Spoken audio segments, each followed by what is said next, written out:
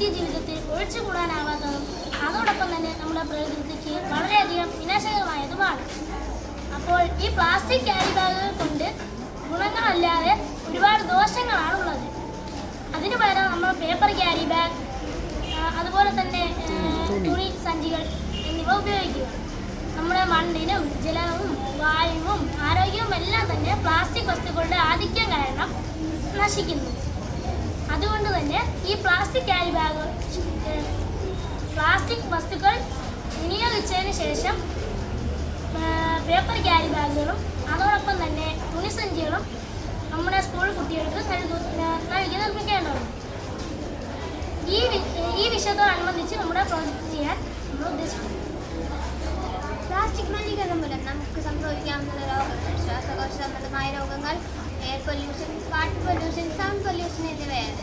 ഇതെല്ലാം ഫേസ് ചെയ്യുന്നത് animals, whole beings, human beings, micro organism എന്നിവയെല്ലാമാണ്.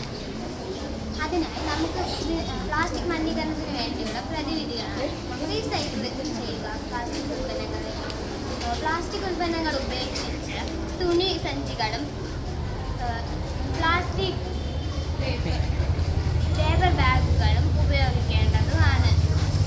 Plastic ഉപേക്ഷിച്ച് പേപ്പർ ബാഗുകളും തുണി സഞ്ചികളും ഉപയോഗിക്കുന്നതിനുള്ള ബെനിഫിറ്റ്സ് ആണ് biodegradable, sustainability, durability, reduced carbon footprint, flexibility, വെർസറ്റിലിറ്റി,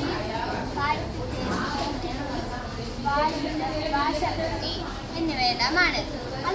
അത് പ്ലാസ്റ്റിക് ഉൽപ്പന്നങ്ങൾ ഉപേക്ഷിച്ച് തുണി സഞ്ചികൾ ഉപയോഗിച്ചാലും അതിനും കുറച്ച് ഡിസഡ്വാൻറ്റേജസ് ഉണ്ട്. അതാണ് ഇവയെല്ലാം.